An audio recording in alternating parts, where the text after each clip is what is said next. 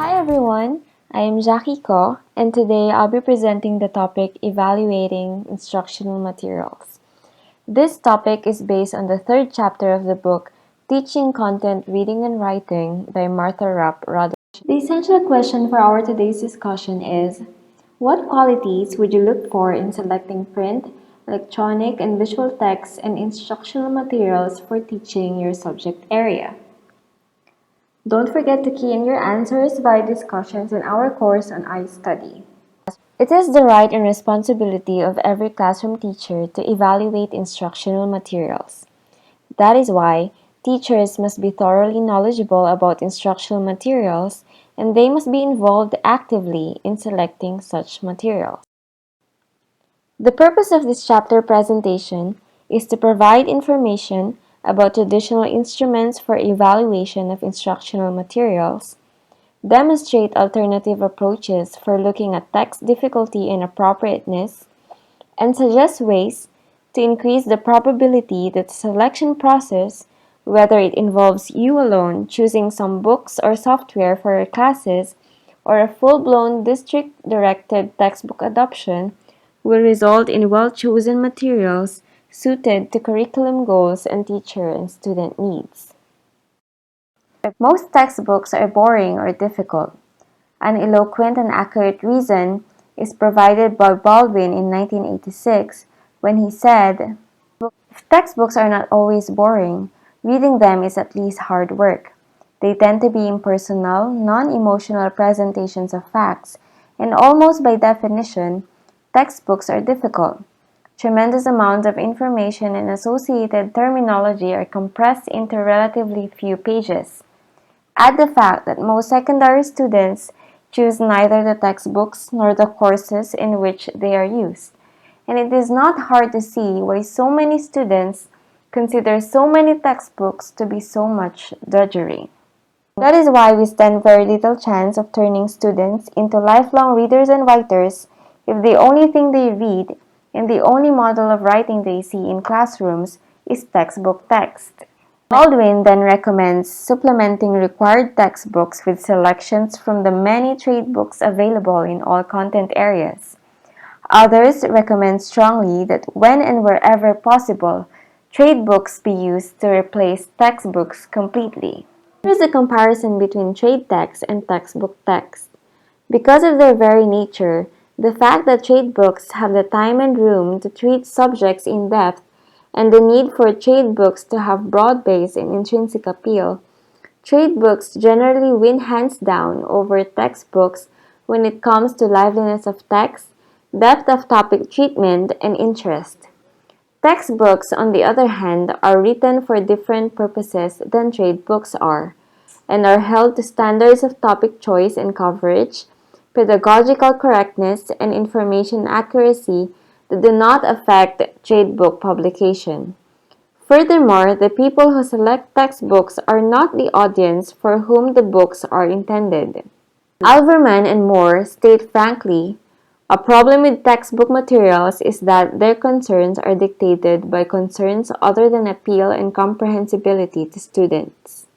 The author of the book does not recommend here that we should do away with all textbooks. Textbooks serve very useful purposes as outlines of subject area curricula, compendia of information and ideas, and resources for students and teachers alike. The author of the book suggests that if we want to capture students' imaginations and encourage them to become lifelong learners, we must give them large doses of the kind of writing that trade books provide and much smaller doses of less vibrant, sanitized, and space-constricted standard textbook text. Whenever we talk about evaluating text, we realize that no single factor describes text quality. This means we cannot fully evaluate a book by saying, "Illustrations and graphics are well done and useful for interpreting text." Neither can we use, "This textbook covers all facets of our curriculum." Nor is this statement useful. This text is at an appropriate difficulty level for our students, by itself useful. The point here is that all of these factors and many others must be considered in relationship to one another for valid and useful evaluation to occur. Wendy Saul and Donna Diekman note that content, writing, and design of text are important factors in evaluating quality of text. They said that these aspects cannot, in the end, be separated from one another. The quality of a book has to do with how these elements work together. Let's take a look at a number of traditional instruments for evaluating instructional texts. Readability is probably the most well-known aspect of text evaluation. Readability refers to the difficulty level of text materials, an area of continuing concern for teachers, students, textbook authors, and publishers. It is also the degree to which texts are considered to be readable by a target population. It is expressed in terms of grade level, so when a text is identified as having a readability level of 7th grade, the assumption is that to be able to read and construct meaning for that text, one would need to be reading at or above a 7th grade level. Essential to the notion of readability was the belief that if we could establish the level of competence required to read a particular text, we could then more accurately match texts with the readers. This belief was the basis for early efforts to develop readability formulas to measure text difficulty and continues to be so in more recent ones. Most readability formulas measure two dimensions of text difficulty: semantic or vocabulary complexity, and syntactic or a sentence complexity. For each of these dimensions, the assumption of readability formulas is that the longer the text is, the harder it is to understand. Clearly, these two dimensions do not account for all possible factors affecting text difficulty.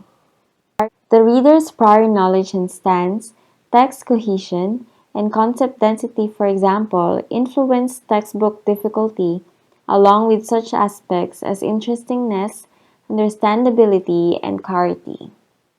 Readability formulas are one of the most researched and validated assessment tools in education. Edward Fry and others believe that large number of studies suggest readability formulas to be valid tools for estimating difficulty of text. In contrast, Weaver and Kinch argue against the use of traditional readability formulas in light of recent knowledge regarding text structure, reader-text interaction, cognition, and knowledge construction. These formulas provide a scandalous oversimplification, more frequently a serious distortion. Nevertheless, they continue to be used. Weaver and Kinch therefore recommend to refine old formulas or develop new ways to assess readability that reflect more completely our current understanding of knowledge construction, reading, and learning. The author of the book, Martha Ruddell, suggests that we continue to use the readability formulas available to us today if for no other reason than to alert us to the possibility that a given text is not appropriate for our students. We must, however, be diligent to see that we use the formulas appropriately and responsibly. Here are some things we must do. First, we need to remember that readability formulas yield estimates of reading difficulty. Therefore, results should be interpreted cautiously and viewed in terms of grade level ranges rather than specific, immutable grade levels. Second, we also need to remember that readability formula estimates of difficulty level cannot be interpreted as evaluations of other text or reader element. For example, concept difficulty, suitability, interestingness, reader prior knowledge, and so on. Third, we need to use as many samples as time allows when applying a formula to a given text to account for varying levels of difficulty within that text. Fourth, we need to use readability formula estimates in conjunction with a variety of other means for evaluation of text materials. We will explore various ways for doing this. Let's take a look at two highly popular readability formulas that teachers use to evaluate text. Please note that there are other, much more complex formulas available on software for computer application, and there are also numerous online resources for measuring readability, including readability of websites. The two formulas that will be presented here are very easily applied and computed manually. These two formulas are the Frye readability graph and the SMOG formula. The Frye readability formula or Frye readability graph is a readability metric for English text developed by Edward Frye in 1968.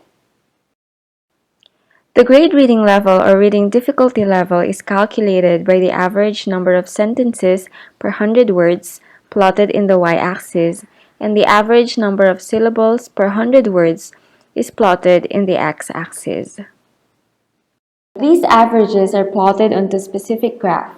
The intersection of the average number of sentences and the average number of syllables determine the reading level of the content. To use the Frye readability graph, kindly refer to the steps found in page 61 of the book. The second formula is the SMOG formula. This is short for the simple measure of gobbledygook. McLaughlin created the SMOG readability formula in 1969 through an article, SMOG Grading, a new readability formula in the Journal of Reading. The SMOG readability formula estimates the years of education a person needs to understand a piece of writing. McLaughlin created this formula as an improvement over other readability formulas. The SMOG formula is applied using the detailed steps found in page 60 of the book.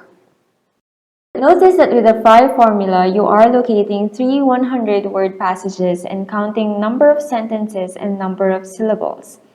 In the SMOG formula, you are locating three 10-sentence passages and counting number of words with 3 or more syllables.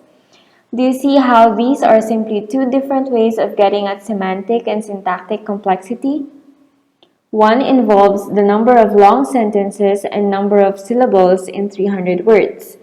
This could mean that the more long sentences and more syllables in a limited number of words, the more difficult a text. The other involves the number of long words in 30 sentences. This could mean that the more long words in a limited number of sentences, the more difficult a text. Martha Ruddell, the author of the book, suggests 6 ways for a more accurate use of these readability formulas. In the Frye formula, you are told to randomly select your 3 passages. The SMOG requires that sentence passages occur 1 at the beginning, 1 in the middle, and 1 toward the end of whatever material you are assessing. In both cases, random selection is appropriate so that you don't bias your choices. Choosing passages for the beginning, middle, and end is usually useful with both formulas. The easiest way to do this is to open the book somewhere near the beginning, close your eyes, put your finger on one of the pages, open your eyes, find the nearest beginning sentence, and start counting words or sentences. Do the same in the middle of the textbook and near the end for the other 2 passages. Second, you must duplicate the passages so you can write on them. Contrary to what Frye says in his directions, you really can't use a hand calculator for this job, regardless of which formula you're using, and you really can't work directly from the text, unless it's okay to mark on it. You have to stop periodically to consider and make decisions, and you will forget whether you had already counted 1 syllable for the word you're considering, or 2, or whether you've counted anything at all.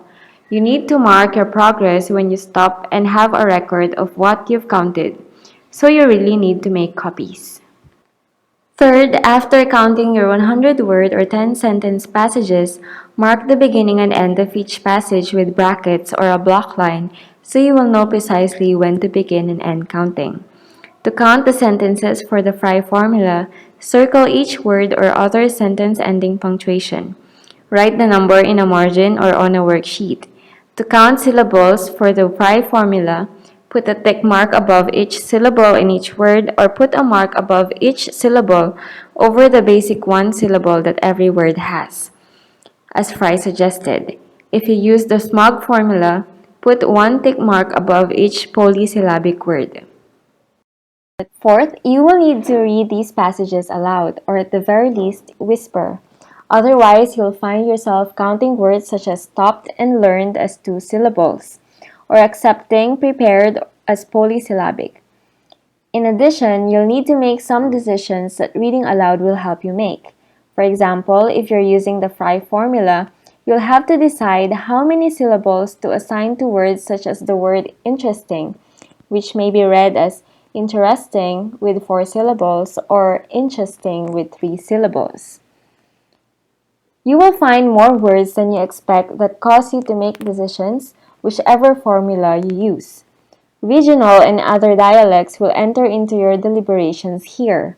The best rule of thumb is to say each word as naturally as possible and count whatever you hear. Next, before you enter the Fry graph, make sure you have converted your sentence and syllable counts to average.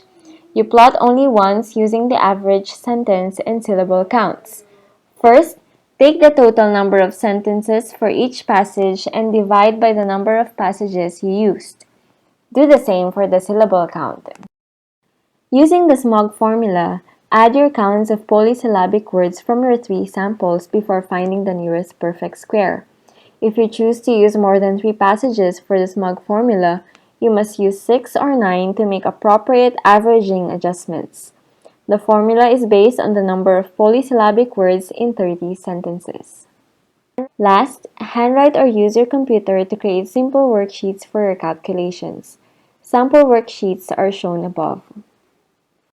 One of the most frequent disadvantages cited for readability formulas is that they evaluate text in isolation from the reader. The concern is that the estimates produced by readability formulas for given text tell us nothing about what will happen when readers interact with that text and bring to it their own prior knowledge, attitudes, and interests. Earl Rankin made the point that regardless of what the readability formula says, and regardless of how much we know about the student's reading ability, if the kid can't read the book, the kid can't read the book. Rankin's point and the point of other critics of readability testing is that we need information about the interaction that occurs when reader and text meet in order to have a clear understanding of the usefulness of a given text. One of the first attempts to include the reader in text evaluation was the CLOZE test. Wilson Taylor introduced the term CLOZE procedure in 1953 and thoroughly researched the value of closure tasks as predictors of reading comprehension. Basic to the procedure is the Gestalt's notion of closure, or the mind's ability to complete incomplete words, visual images, or thoughts. Comprehension of the total unit and its available parts is essential to the task. For example, if I wrote happy blank, you might fill in the blank with Halloween, Thanksgiving, New Year, birthday, or anniversary, depending on the time of the year, your immediate context, or any of a myriad of other personal proclivities. We all engage in closure events daily. For example, when we finish somebody else's sentences, overlook typographical errors while proofreading, and deal with incomplete or disordered visual information. The CLOZE test capitalizes on the mind's ability to create closure. In the test, the reader replaces systematically deleted words of a text passage. The percentage of the correct replacements gives us information about how effectively a given reader handles a given text. Because the CLOZE test is a sample of its larger environment, that is, the textbook itself, we then make some assumptions about how the reader will be able to read and construct meaning from that textbook as a whole. Constructing, administering, scoring, and interpreting are 4 procedures in CLOZE testing. For detailed instructions in doing these procedures, please refer to the steps found in pages 65 and 66 of the book. Unfortunately, CLOZE tests have one very significant disadvantage. They are difficult and students generally do not like to do them. CLOZE tests present students with a large number of unknowns in a small space, causing some students to become totally discouraged and unwilling to attempt completion. and even the best students to experience some level of irritation and discomfort. Brenda Shearer recommends that cloze testing be done by sampling your class, asking for volunteers, and paying attention to ascertain that they represent ability ranges in the class. Show students how to do the cloze test and then use the results to estimate how the general population of students will function with that text. There are at least two circumstances in which cloze testing is neither useful nor appropriate. The first is with text in which there is not enough running text to allow for a 275 to 300 word sample. In such texts, construction of meaning does not depend on interpretation of large amounts of connected prose. Mathematics and foreign language texts are often written in such a way. These and other similar texts must be evaluated using methods other than cloze testing. The second circumstance in which cloze testing is not useful is in anthology texts and books of readings or articles in which several or many authors with varied writing styles, genres, and levels of difficulty are presented. Certainly, no one sample of such a text could represent the entire text. Literature texts and article collections are examples. However, even texts with a single author may vary in difficulty from chapter to chapter. These too must be evaluated alternatively. The group reading inventory, or the GRI, is yet another way and far superior to cloze testing in determining how students interact with text. GRIs go beyond cloze testing by focusing on students' abilities to understand and use book parts and study aids such as tables of contents, indices, chapter titles, marginal notes, charts, maps, illustrations, and tables, as well as to comprehend text content and vocabulary. GRIs require a considerable amount of time to construct, administer, and score, but they are worth it. They are most useful for learning to what degree students perceive and can use the basic structure of the textbook, the written and visual aids, and the book parts. In addition, they are usable with both kinds of text that cannot be evaluated by readability formulas or cloze testing. Text with mathematical or other symbols, text of article or literature collections, or foreign language text. Information from GRIs is useful in determining how much assistance students will need to be successful in reading and learning from the text. This is a representative sample of a useful GRI in a literature class.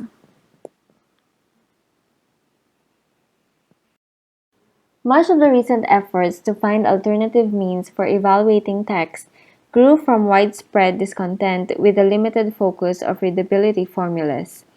Although cloze testing and GRIs do enlarge the scope of text evaluation to include the reader, even these measures do not account for some important aspects of the interaction between reader and text. Alternative approaches for evaluating instructional text seek to account for the interactions that occur when readers bring their prior knowledge, interests, and attitudes to those texts. One alternative approach for evaluating classroom texts is the use of the readability checklist developed by Irwin and Davis in 1980.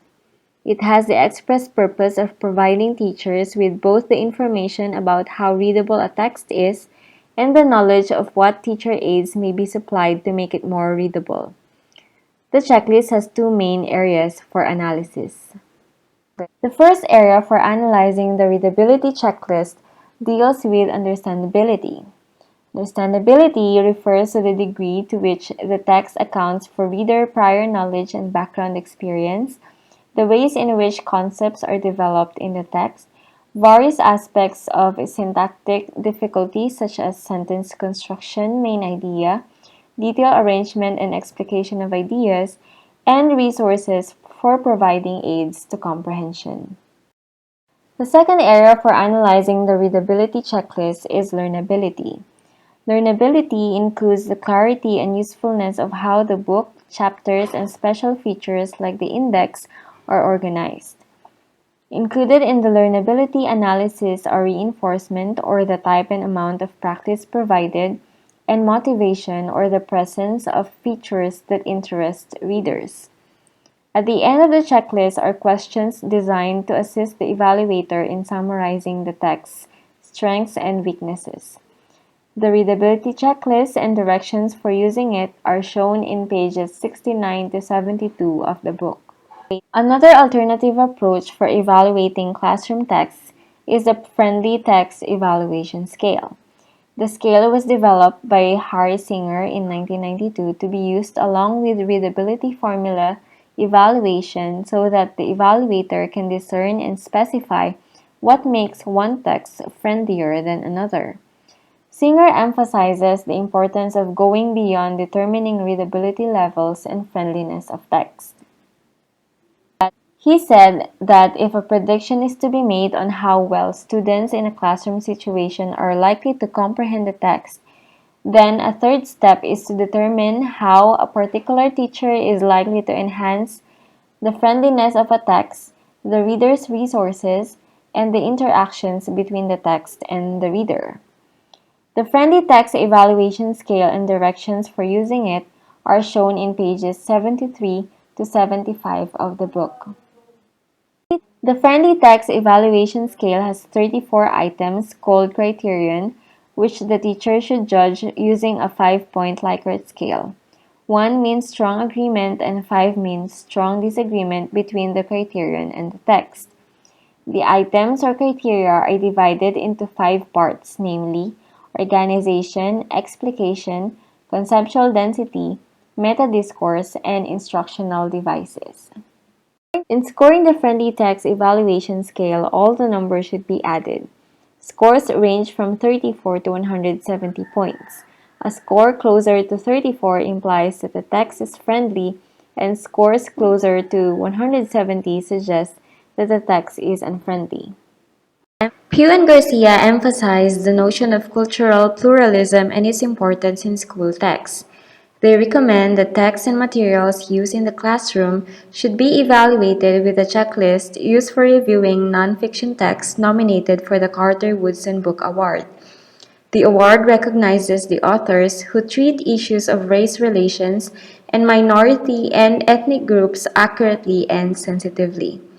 This checklist not only is useful for looking at treatment of race and ethnicity, but also is appropriate for evaluating books, treating other aspects of diversity including gender, ability, sexual orientation, life experience, and others.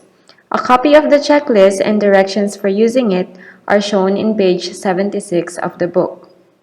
The Carter-Woodson Book Award checklist makes use of 2, 1, -1, and 0 values, which are equivalent to superior, acceptable, unsatisfactory, and not applicable, respectively. It includes 11 items which describe the overall strengths and weaknesses of a book, comprising of general guidelines as well as guidelines for illustrations and narrative. The 3 alternative approaches just discussed for evaluating instructional texts represent real progress in how we select materials for classroom use. They build on and acknowledge traditional approaches, and at the same time, they turn our attention to areas that traditional approaches do not address. In addition, they are highly compatible with and adaptable to criteria developed by professional educational organizations for evaluating the quality of books and other texts in specific fields. Farr and Tully outline many of the problems and complications of textbook adoption processes and even suggest the possibility that future efforts in textbook adoption could have lasting influence on the quality of textbooks themselves. It is important that the process be as orderly and thoughtfully planned as possible. Farr and Tully offer the following suggestions. 1. Do not confuse the textbook with curriculum. Finding one single textbook to cover all aspects of a curriculum is impossible, and it often leads to a choice of coverage over quality. 2. Limit the scope of the review to a few important features rather than attempting to cover every possible factor. Farr and Tully recommend a list of no more than 12 items. 3. Try out procedures and instruments and identify exemplars of excellence before launching the evaluation process itself. These safeguards increase the validity and reliability of the procedures and the process and reduce confusion or mistakes. To these suggestions, Ruddell adds 4 more. 1. Involve students in the textbook selection process. If at all possible, involve them from the very beginning. If not, get information from them at some point. 2. Remember, you are engaged in a process that has the goal of meeting many teachers' and students' needs.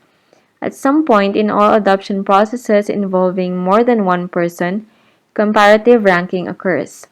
The tendency is to focus attention on the top ranking, but don't forget the bottom rankings. 3. Carefully select several evaluative instruments to be used in conjunction with one another to show different facets of textbooks under review. And 4. Develop a summary sheet for final review of all texts under consideration. A sample summary sheet is given in page 78 of the book. Evaluation of electronic text presents new challenges. Fillmore provides a description of this difficulty. Moore said, "With the book, it is clear where to start and where to finish, and it is easy to understand that page 15 comes before page 73. Reading an internet text, on the other hand, is like a frog jumping around a three-dimensional pond. It can be difficult to stand back from the text to see where you are as a whole." The same holds true for software text. So, the evaluation task must include considerations of issues of the dynamics of text and the text's own ability to guide the learner through. Martha Rapp Ruddell emphasizes the need for teachers to separate substance from smoke on websites by visiting the sites to evaluate both their content and presentation and by seeking evaluative information. She and Caruso recommend the following. 1. Determine the expertise and capability of the site author. 2. Consider the reliability and scope of the content. 3. Determine if the site is free. 4. Check to see when the site was created and updated. And 5. Assess the size, quality, and intent. Numerous website evaluative resources are available. The Info People site provides a checklist for evaluating internet resources that asks pointed questions related to the following: authority of the originator, affiliation of the author or site, currency of the information, purpose for the information, intended audience for the information, comparison of site to other work, including non-internet sources, and conclusion or decision to bookmark. You may also view many other similar criteria and procedures for evaluating internet resources available online. You may have an opportunity to select software for your students' use, either with the computers in your classroom or in a school lab. A number of issues must be addressed here, ranging from the capabilities of the hardware to use recently developed software to the examination of how specific software contributes to and enhances student learning in your subject area, to the intent of the software and your purposes for using it. One way to address these issues is using a checklist such that developed by Shade Davis and Perron in 1999 called the ABCDE scale, or a Better Comprehensive Developmental Evaluation Scale. They recommend a total score of at least 77 out of a possible 110 for the software to be considered appropriate. You may not wish to hold to that standard always, but even when you don't, evaluation helps clarify the strengths and weaknesses of the program itself. The checklist is found in pages 82 to 83 of the book. You may also make use of a number of online resources which offer criteria and processes for evaluation of software. Information about instructional text is vital to teachers in their teaching career. Teachers will use this information often in selecting texts and other materials, and in deciding how they should be used in the classroom. Since each instrument in evaluating instructional texts has its own strengths and weaknesses, we can capitalize on these to come up with an effective evaluation process. We are free to use a mixture of the instruments in this chapter as we deem necessary to meet our classroom objectives as well as the needs of our students. After all, aren't we working for the best interest of the child? So this is the end of my chapter presentation on evaluating instructional materials. I hope you learned something. Thank you for viewing and watch for my next video.